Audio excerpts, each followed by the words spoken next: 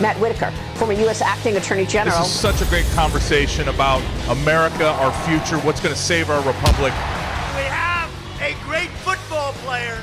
Matt Whitaker is here. Matt. They tried to bury me. They didn't realize I was a seed. It's a touchdown, Whitaker. Former acting U.S. Attorney General. Under President Trump. I'm going to be an unwavering supporter of law enforcement. Welcome to Liberty and Justice with your host, Matt Whitaker.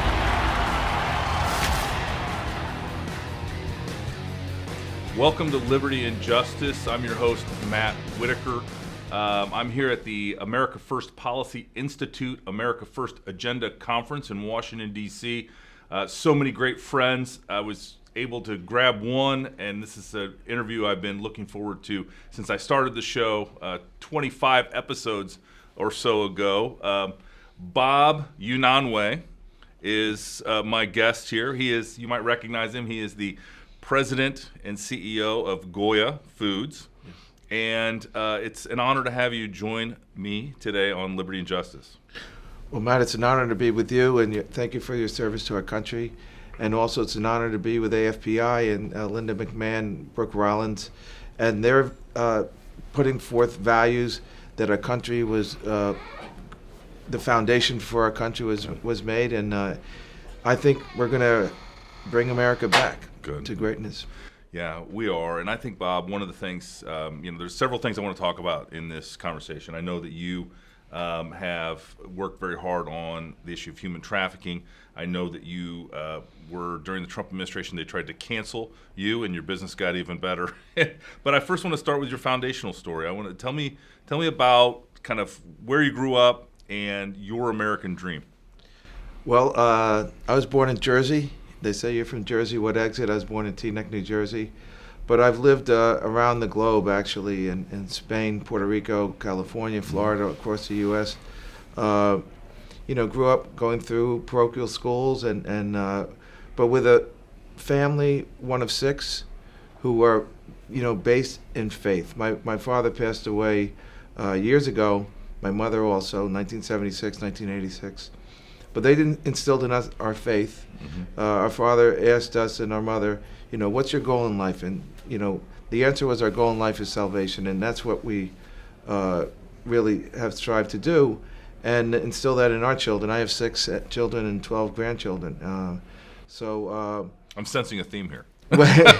Right. Well, they say, are you privileged? We didn't grow up, wealthy. That came a little bit later, honestly.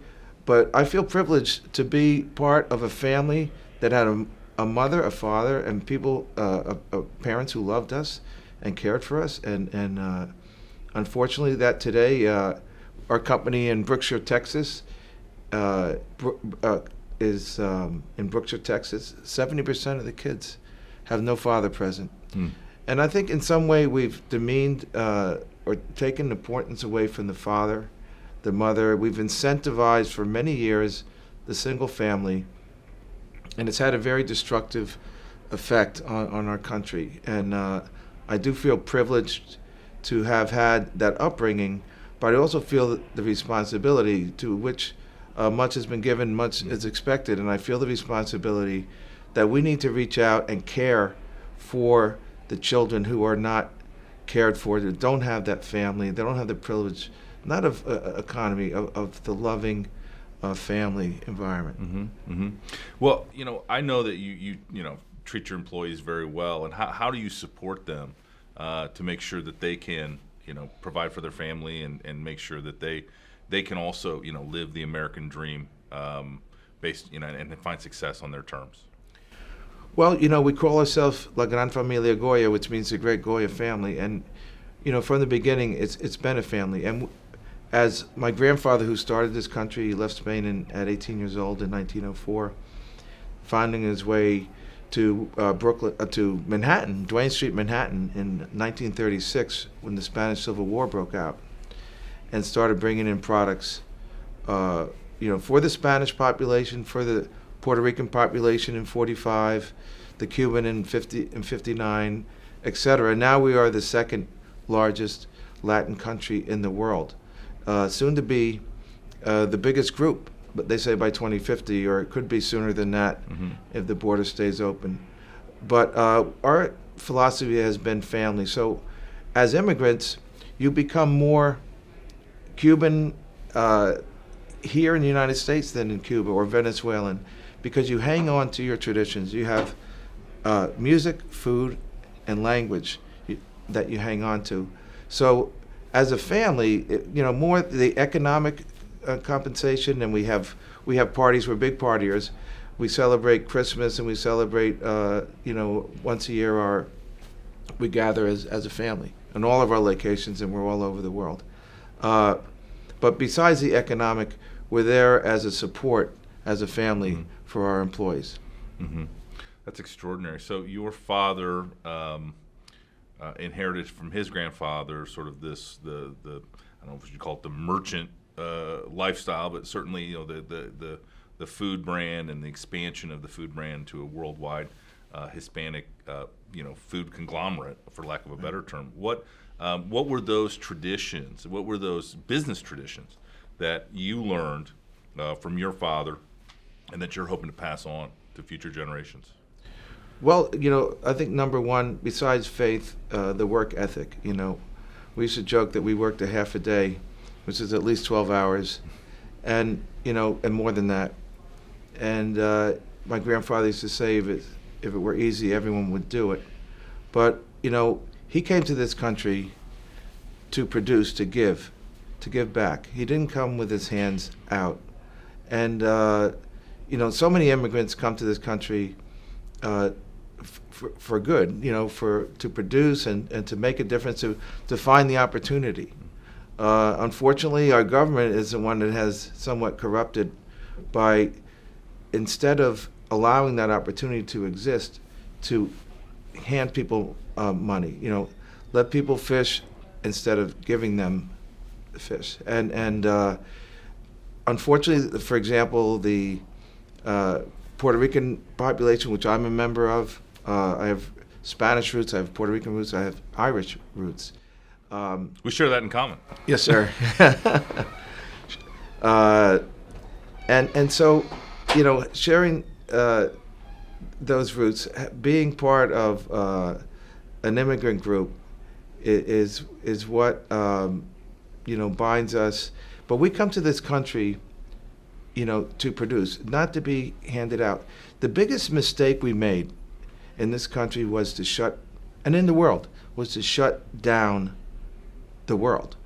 We kept working because we're an essential business, but all work is essential. We were fortunate enough to go to work every day and produce food that was needed at the time. We went to the White House to offer food. I made the mistake of saying the word blessed and Donald Trump in the same sentence and got in trouble for that, but we are blessed.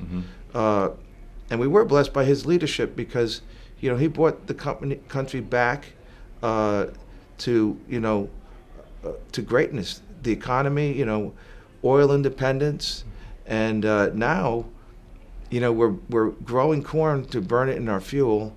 The pricing of fertilizer has tripled. I'm going this Saturday to a convention with farmers to talk about how we can grow more food and protect our resources. We have these resources of food and fuel, our military, and we're squandering it, and we're growing corn to which is driving up prices to burn in our fuel. At the same time, we projected tremendous weakness. Our withdrawal from Afghanistan was horrible because it projected weakness, and I think it opened the door for people like Putin to walk into Ukraine, which has had another devastating effect on the food supply. Yeah. So you mentioned the famous attempted cancellation of Goya Foods. You said you mentioned you were at an event at the White House, and you essentially said our country's blessed to have Donald Trump to be president right now. And everyone lost their mind, and they said, well, we're going to boycott Goya Foods. And were they successful in hurting you, or did you come back stronger from that experience? Well, the left blew up. They were successful maybe in their own minds for a day or so, but just an incredible amount of outreach. I've been talking to so many people about how when we were attacked, and I was there to give away food and to be named the commissioner on the White House Commission on Hispanic Prosperity.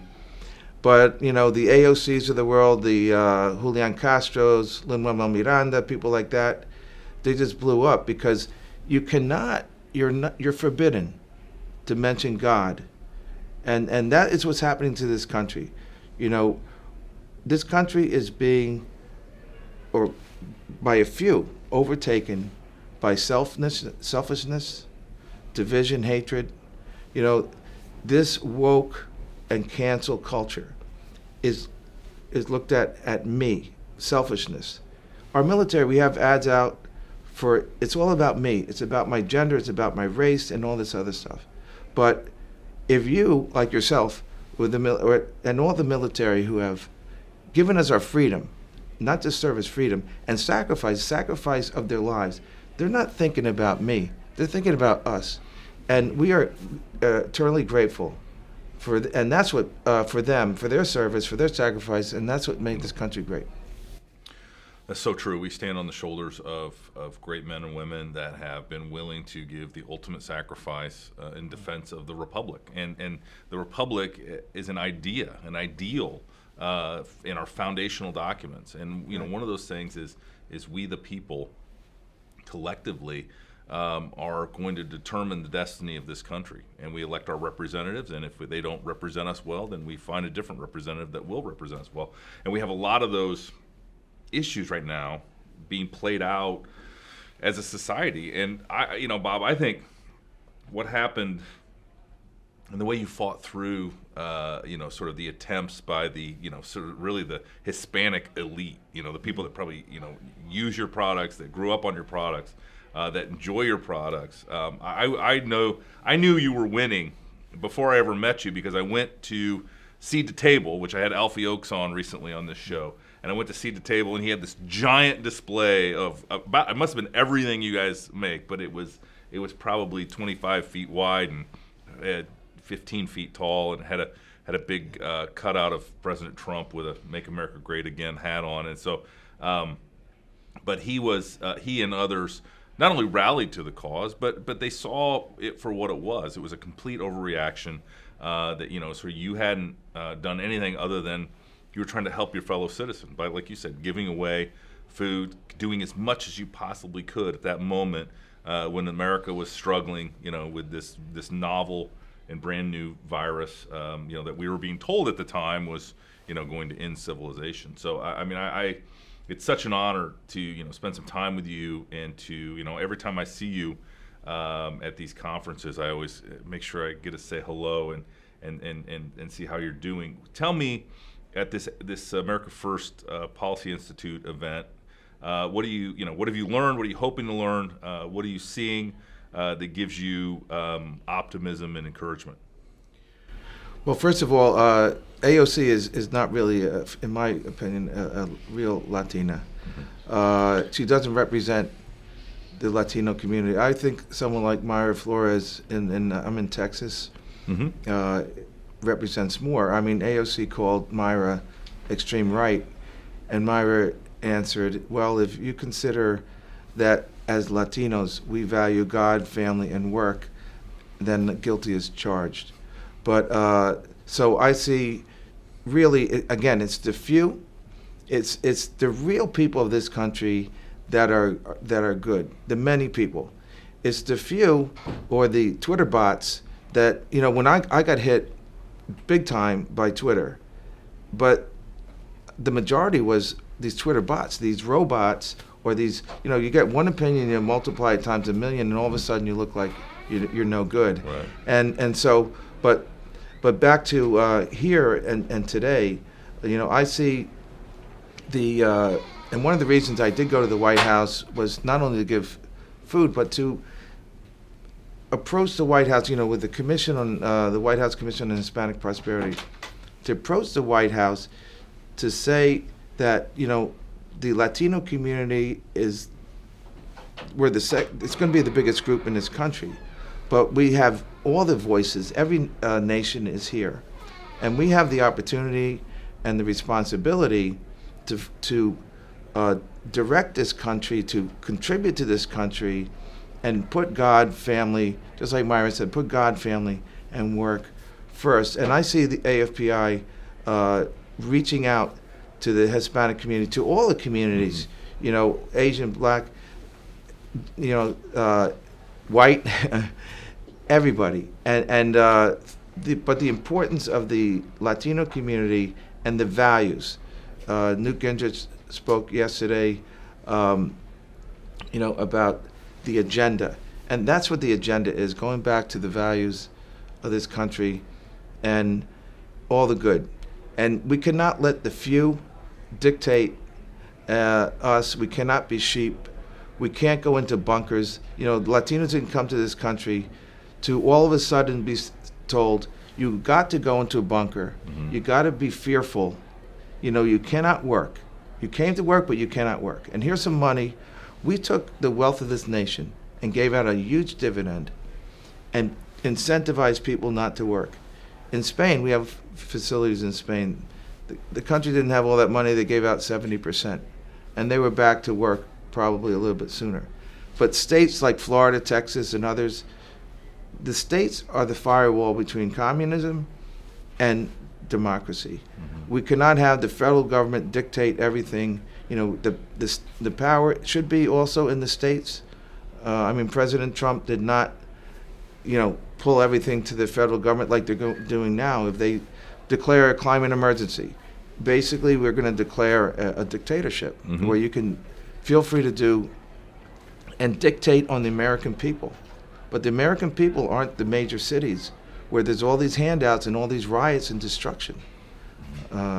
So I'm going to rambling on here. But, no, I'm enjoying this. But I mean, I was in Miami with Elian Gonzalez when they took him. They expected the Cuban community to destroy Miami. But wait a minute, they were factors in building Miami. If you build something, you're not going to go around and destroy it. Now, if you're handed things, they don't have value. And that's why we've destroyed things in these cities. Yeah. But that doesn't represent America.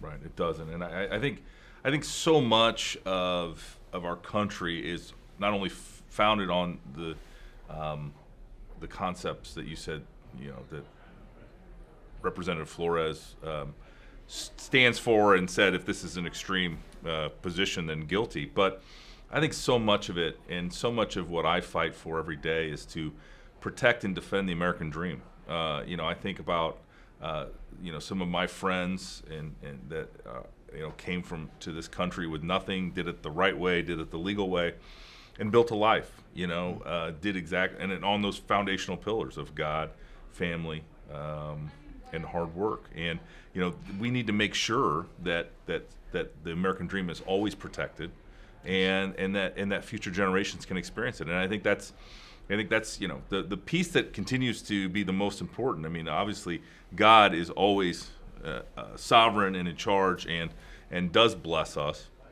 but at the same time, it's each individual's responsible to put in that hard work and to, you know, sort of do what's necessary to succeed on their own terms in this country. So, Bob, thank you so much for being on Liberty and Justice. Thanks for taking a few minutes. God bless you. And we'll look forward to seeing you again soon. Thank you, Matt. All right, thank you.